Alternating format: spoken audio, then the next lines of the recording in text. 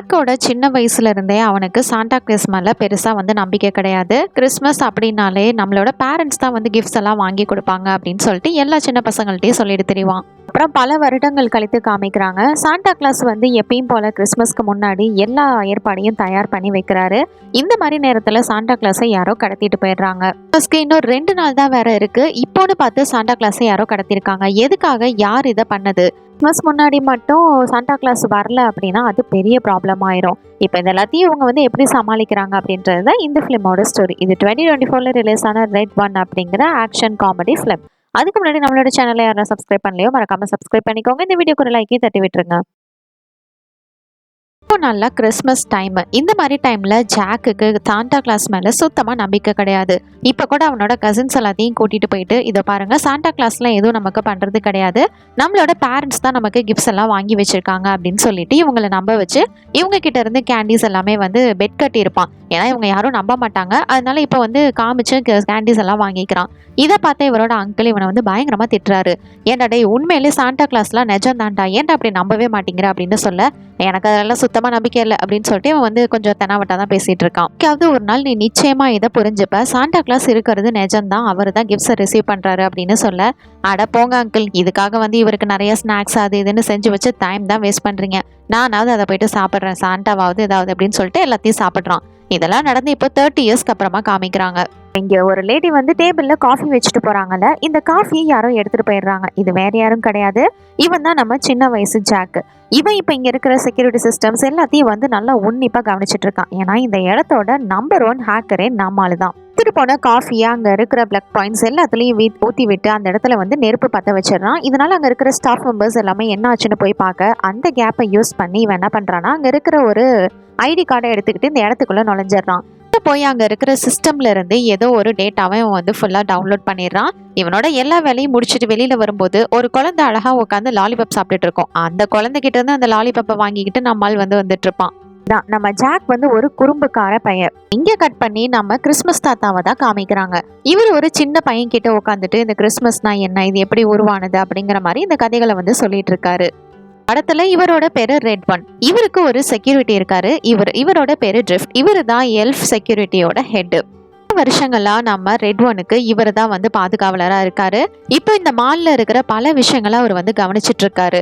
ஏன்னா இங்க இருக்கிற மக்கள் வந்து பயங்கர சேட்டை குறும்புத்தனம் தான் பண்ணிட்டு இருக்காங்க. இப்ப கூட மத்தவங்களுக்கு தெரியாம அங்க இருக்கிற பொருட்களை ஆட்டையை போடுறது, இது மாதிரிதான் நிறைய பேர் வந்து செஞ்சுட்டு இருக்காங்க. அதனாலே இவனுக்கு இங்க இருக்கிற மனுஷங்களை பிடிக்காது. இப்ப கூட ஒருத்தவன் போன் எடுத்துக்கிட்டு நான் அவங்கள வீடியோ எடுத்து லைவ் போடணும், இந்த மாதிரி போட்டோம்னா நமக்கு நிறைய ஃபாலோவர்ஸ் வருவாங்க அப்படி இப்படின்னு வந்து பேசிட்டு இருக்க. ஆனா இதெல்லாம் கேட்ட நம்ம ட்ரிஃப்ட்டுக்கு வந்து சுத்தமா பிடிக்கல. அதெல்லாம் நீ பண்ணக்கூடாது, நீ அவர்கிட்ட போகவே கூடாது, சின்ன பசங்க மட்டும்தான் அவர்கிட்ட போகணும் அப்படின்னு சொல்லிட்டு இவர் வந்து கோவப்பட்டு அனுப்பி வச்சிடுறாரு. சின்ன பசங்க கூட இவர் ஜாலியா டைம் ஸ்பெண்ட் பண்ணிட்டு இருக்க. அப்ப ஒரு லேடி வராங்க. அவங்க நிறைய கேண்டீஸ் எடுத்துட்டு வந்து நம்ம ரெட் ஒனுக்கு வந்து பிரசன்ட் கொடுக்குறாங்க. ரொம்பவே நன்றி அப்படின்னு சொல்லிட்டு அவரை வாங்கிக்க. அதுக்கு முன்னாடி நம்ம ட்ரிஃப்ட் அதை வாங்கிக்கிறாரு. ஏன்னா என்னதான் இருந்தாலும் இவர் வந்து அவரோட செக்யூரிட்டி இல்லையா, சோ இது சேஃபா தான் இருக்கா அப்படின்னு சொல்லிட்டு செக் பண்ணிக்கிறாரு. இதே டைம்ல நம்ம ஜாக் என்ன பண்றான்னா அங்கிருந்து எடுத்துட்டு வந்த டேட்டாவை வச்சு ஏதோ ஒரு இடத்த ஹேக் பண்ணிட்டு இருக்கிறான். இன்ஃபர்மேஷன்ஸை வச்சு இவனும் ரொம்ப நேரமா ட்ரை பண்ணி எப்படியோ அந்த லொகேஷன் எங்க இருக்கு அப்படிங்கறத இவன் வந்து கரெக்டா ஹேக் பண்ணிடுறான். அதான் ஜாக்கா கொக்கா அப்படின்னு சொல்லிட்டு இவன் ஹேக் பண்ணதை நினைச்சு அவன் ரொம்பவே சந்தோஷப்படுறான். ஜாக் யார் காசு கொடுத்தாலும் இது மாதிரி எந்த வேலைனாலும் செஞ்சு கொடுப்பாரு. இப்போ இதே டைம்ல நம்ம ரெட் ஒனை காமிக்கிறாங்க. ட்ரிஃப்ட் கூட அவரோட ஸ்லைல இங்கிருந்து கிளம்புறாரு. டவோட ஸ்லை எப்படி இருக்கும்னு நமக்கு ஜென்ரலாவே தெரியும். நிறைய ரெயின்டியர்ஸ்லாம் இருக்கும், அதை வச்சுதான் வந்து போவாங்க. இப்போ இங்கிருந்து அவர் வந்து ஸ்ட்ரைட்டா நார்த் போலுக்கு தான் போறாரு. ஏன்னா அங்கதான் இவரோட பிளேஸ் இருக்கு. அந்த ஸ்லைலேயே டிஃப்ரெண்டான ஒரு பட்டன் இருக்கும். அதை பிரஸ் பண்ணதுமே இங்க இருந்து அந்த அவங்களோட இடத்துக்கு வந்து வந்துடுறாங்க. நார்த் போலே ரொம்பவே அழகா இருக்கு. இந்த கிறிஸ்மஸ் டைம் அப்படிங்கிறதுனால எல்லாரும் அவங்களோட வேலையை பரபரப்பா செஞ்சுட்டு இருக்காங்க. இங்க ரொம்பவே வித்தியாசமான வினோதமான விலங்கினங்கள்லாம் இருக்கு. இவரோட ஒய்ஃப் கூட இங்கதான் இருக்காங்க. இங்க வந்ததுமே வேலையெல்லாம் எப்படி போயிட்டு இருக்கு என்ன ஏதுன்றதை விசாரிச்சுக்கிறாங்க. இதுக்கு வந்ததுமே நம்ம ட்ரிஃப்ட் இருந்துட்டு என்னோட வேலையை நான் இந்த வருஷத்தோட ராஜினாமா பண்றேன் அப்படின்னு சொல்லிட்டு ரெட் ஒன் கிட்ட லெட்டர் கொடுக்குறாரு. எதனாலன்னா மக்கள் வந்து முன்ன மாதிரி எல்லாம் கிடையாது, ரொம்பவே குறும்புத்தனமும் இதுவும் தான் அவங்களுக்கு வந்து அதிகரிச்சிருக்கு. இதனால அவங்களுக்கு வந்து ஹாலிடேஸ் இதெல்லாம் பத்தி பெருசா அக்கறை இல்லை அப்படின்ற மாதிரி இவர் ஃபீல் பண்ணிட்டு இருக்காரு. முன்னாடிலாம் கிறிஸ்மஸ்னாலே பெரிய கொண்டாட்டமா அவ்வளோ நாள் வந்து ஜாலியாக என்ஜாய் பண்ணுவாங்க. ஆனால் இப்போல்லாம் மக்கள் யாரும் அப்படி இல்லைன்னு சொல்ல, அப்படி இருக்கிற மக்களை நம்ம தான் வந்து மாற்றணும். நிச்சயமாக அவங்க வந்து மாறுவாங்க, மறுபடியும் ஒன்று கூடி எல்லாத்தையும் ஜாலியாக என்ஜாய் பண்ணுவாங்க அப்படின்ற மாதிரி இவர் சொல்கிறாரு. அதுக்காக தான் கிறிஸ்மஸே வருது. இந்த கிறிஸ்மஸ் நிச்சயமா அவங்கள வந்து மாத்தும். எல்லாரையும் வந்து ஒண்ணாக்கும். அவங்களோட குடும்பத்தனம் எல்லாமே வந்து மாறும் அப்படிங்கிற மாரி ரெட் ஒன் வந்து சொல்லிட்டு இருக்காரு.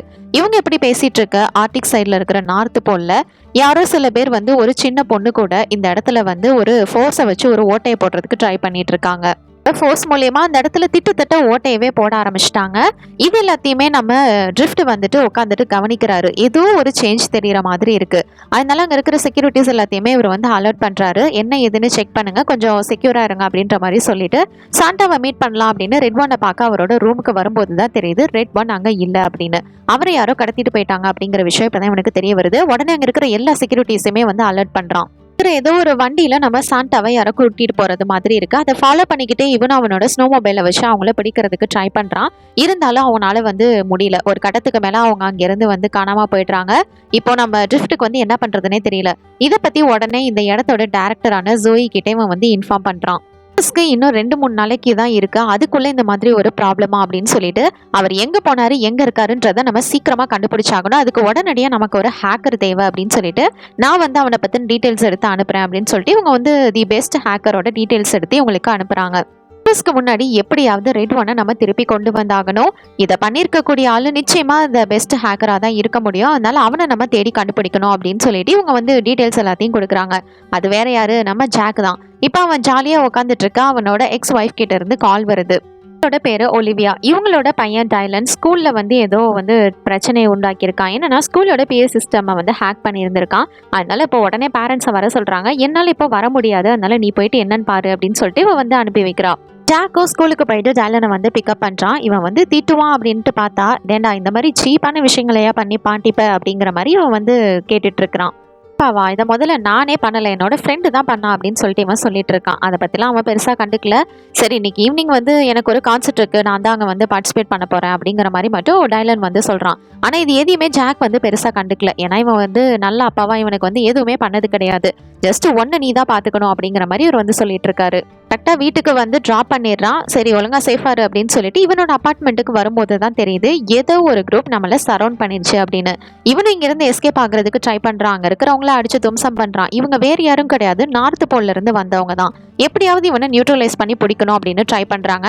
ஆனா அங்க இருக்கிற எல்லாத்துக்கும் நம்மளால ஒரு ஆளா தண்ணி காட்டிட்டு இருக்கான். அப்ப இந்த இடத்தோட டைரக்டரான ஜோயே வந்து அவனை பண்ணி ஒரு பாக்ஸ் எல்லாம் அழகா மடிச்சு எடுத்துட்டு போயிடுறாங்க. இவங்களோட இடத்துக்கு வந்ததுக்கு அப்புறமா தான் என்னை போய் எடுத்துட்டு வந்திருக்கீங்க அப்படிங்கிற மாதிரி கேட்க இவனை பார்த்ததுமே நம்ம ட்ரிஃப்ட்டுக்கு செம கோவம் வருது. இந்த இடத்துக்கு ஜெயின் சைஸ்ல இருக்கக்கூடிய போலார் பேர் வந்து ஒண்ணு வருது.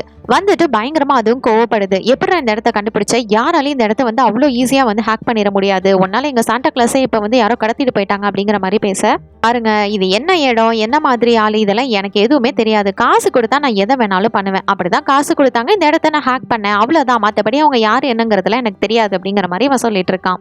திருப்பி அவர் எங்க இருக்காருன்னு பாக்கணுமா, அவ்வளவுதானே, அது கண்டுபிடிச்சா முடிஞ்சு போச்சு அப்படிங்கிற மாதிரி இவன் இலக்காரமா பேச அங்க இருக்கிறவங்க எல்லாருமே வந்து இவன் மேல கோவப்படுறாங்க. ஜோயி தான் வந்துட்டு எல்லாரையுமே வந்து கண்ட்ரோல் பண்றாங்க. இதை பாருங்க, அவனால தான் நமக்கு வேலையாக வேண்டியது இருக்கு. கிறிஸ்மஸ்க்கு வேற ரொம்பவே டைம் கம்மியா இருக்கு, அதனால எல்லாரும் கொஞ்சம் அமைதியா இருங்க அப்படின்னு சொல்லிட்டு இவன் கிட்ட முடிஞ்ச அளவுக்கு இன்ஃபர்மேஷன் வாங்குறதுக்கு ட்ரை பண்றாங்க. இதை பாரு, இந்த நார்த் போல், இந்த கிறிஸ்மஸ், சாண்டா கிளாஸ் இதெல்லாம் வந்து ஒன்றும் பொய்லாம் கிடையாது, இது உண்மையான ஒரு உலகம் அப்படின்னு சொல்லிட்டு இவங்க சொல்லி எக்ஸ்பிளைன் பண்ண ட்ரை பண்றாங்க. இது மாதிரி கூட்டிட்டு போயிட்டு சொன்னா யார் தான் நம்புவாங்க, அதனால இவன் எதுவும் பெருசா நம்புற மாதிரி இல்ல.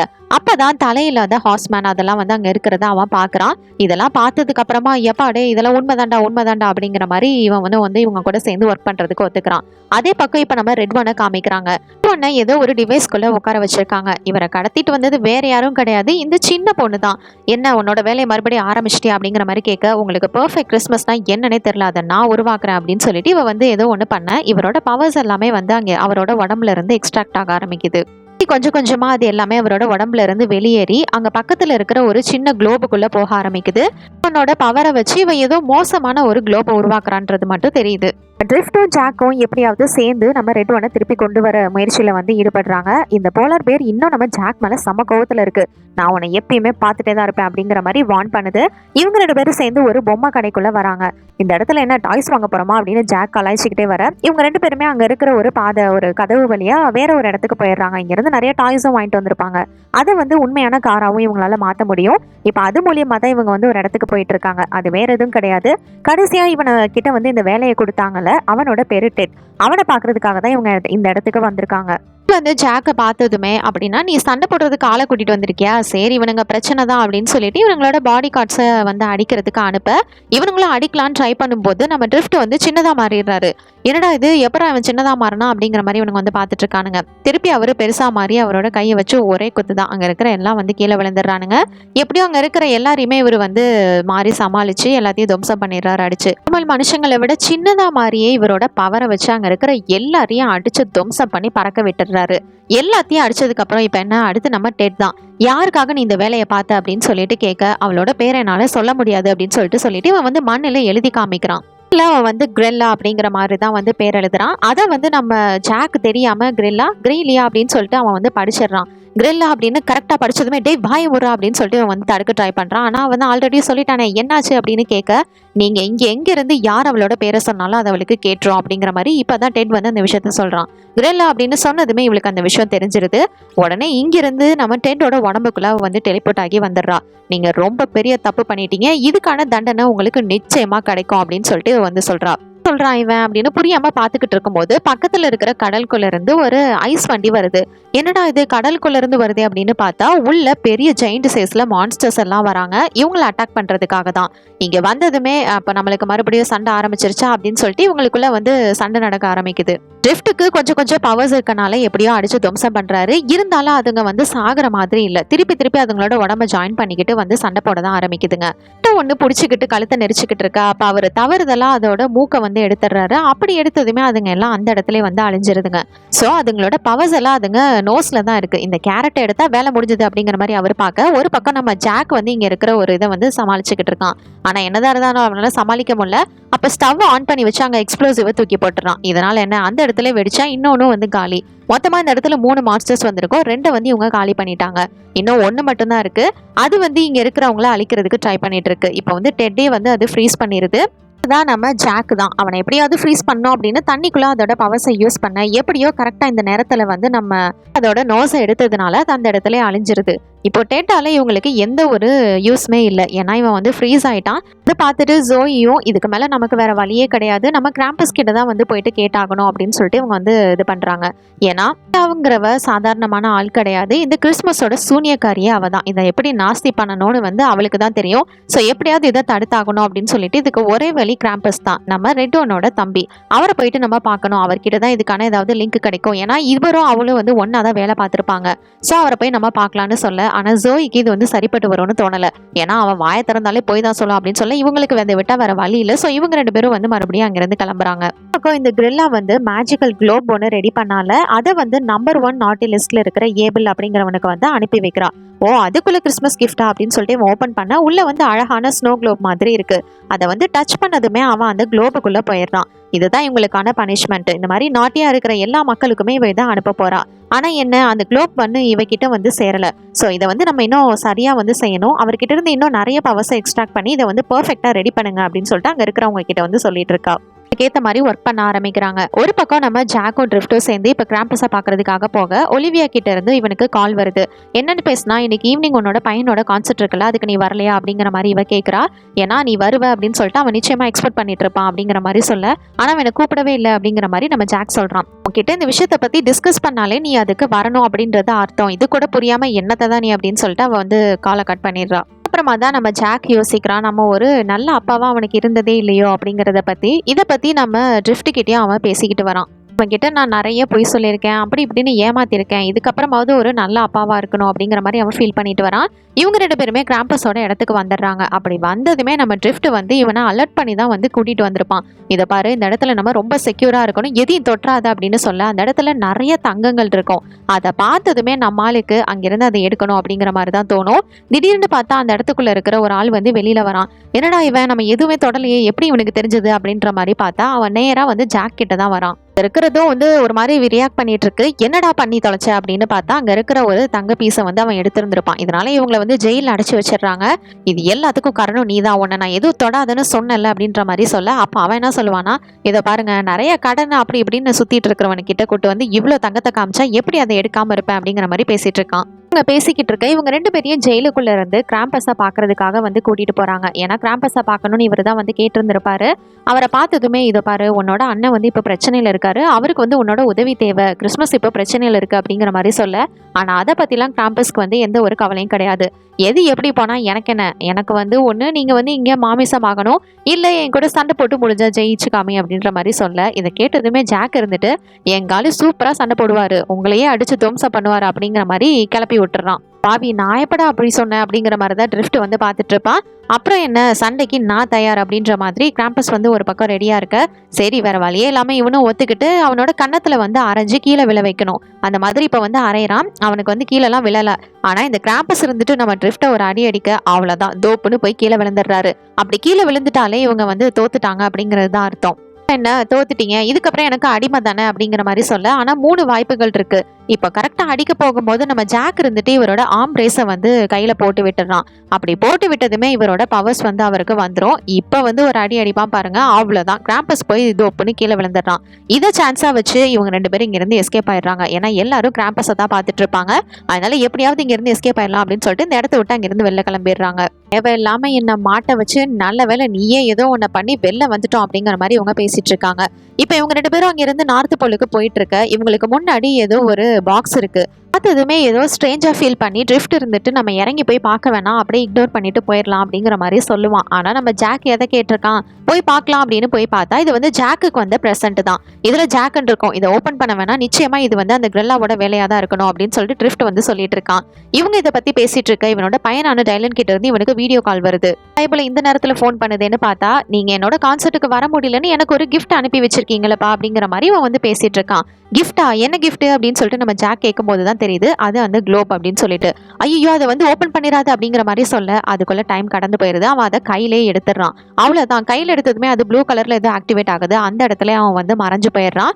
அந்த குளோப்புக்குள்ள அவன் வந்து உள்ள போயிட்டு அங்கிருந்து டெலிபோர்ட் ஆகிடுறான். பார்த்த ஜாக்குக்கு என்ன பண்றதுன்னே புரியல. இப்போ நான் தன்னோட பையனை காப்பாத்துறதுக்காகவாவது நிச்சயமா இதை நான் எடுத்துதான் ஆகணும் அப்படின்னு சொல்லிட்டு, நீங்க நிச்சயமா எங்களை தேடி கண்டுபிடிப்பீங்கன்னு நான் நம்புறேன் அப்படின்னு நம்ம ட்ரிஃப்ட் கிட்ட சொல்லிட்டு அவனும் அந்த குளோபை வந்து கையில எடுத்துடுறான். அப்படி எடுத்ததுமே இவனும் அந்த குளோப்குள்ள போயிட்டு காணாம போயிடுறான். இப்ப எப்படியாவது இவங்களை வந்து நம்ம தேடி கண்டுபிடிச்சாகணும் அப்படின்னு சொல்லிட்டு இவர் வந்து பார்த்துட்டு இருக்காரு. ஒரு பக்கம் பார்த்தா இவங்க 2 பேருமே அந்த இவளோட இடத்துல தான் இருப்பாங்க, கிரில்லாவோட இடத்துல தான் இருப்பாங்க. இவனுக்கு பையனை பார்த்ததுமே தான் கொஞ்சம் ரிலாக்ஸ் ஆகுது.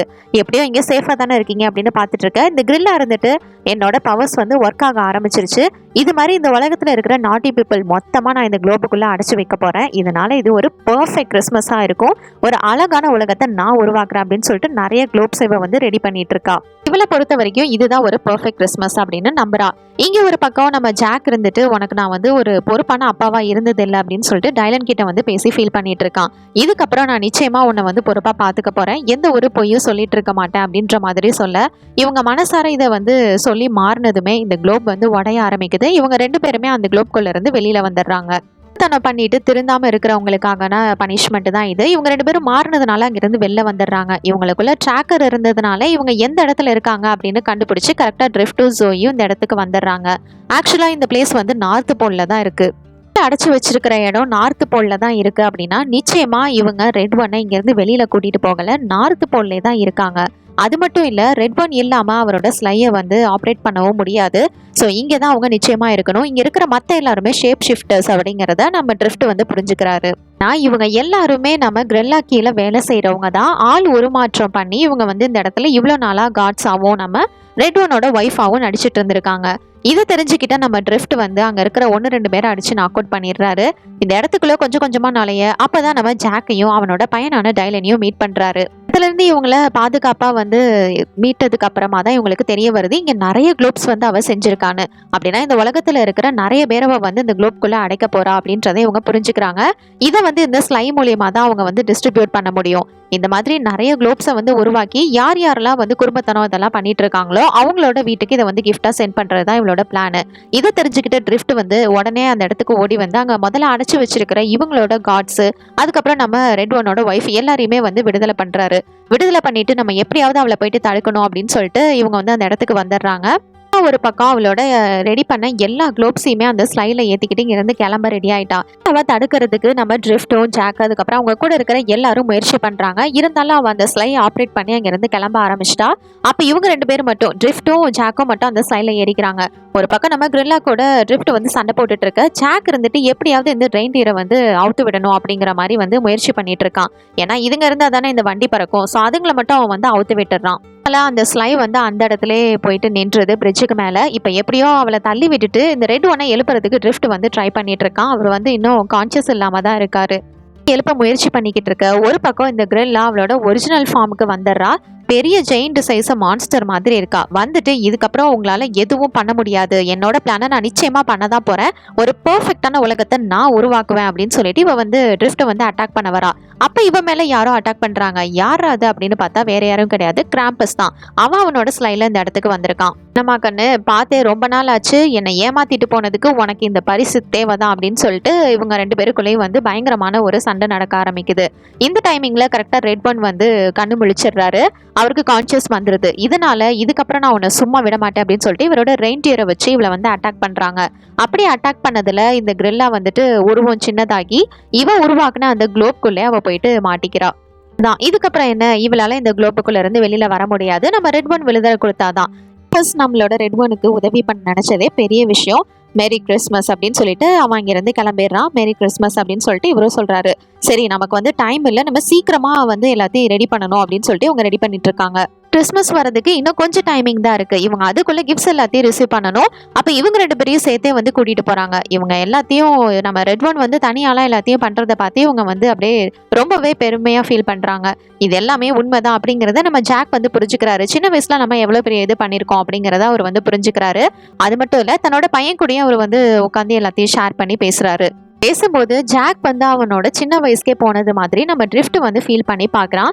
இதனால மனுஷங்க வந்து நிச்சயமா மாறுவாங்க அப்படின்னு ரெட் ஒன் சொன்னது உண்மைதான் அப்படிங்கிறத புரிஞ்சுக்கிட்டு இவனோட ரிட்டையர்மெண்ட்டை நான் இப்போ பண்ண போறது இல்லை அப்படிங்கிற மாதிரி அவனோட மைண்டையும் மாத்திக்கிறான். அப்புறம் என்ன, நம்ம சேர்ந்து எப்பயும் போல பயணிப்போம் அப்படின்னு சொல்லிட்டு இவங்க ஜாலியா வந்து கிஃப்ட் எல்லாத்தையும் இந்த உலகத்துல இருக்கிற எல்லா குழந்தைங்களுக்கும் கொடுக்கறதுக்காக போயிட்டு இருக்காங்க.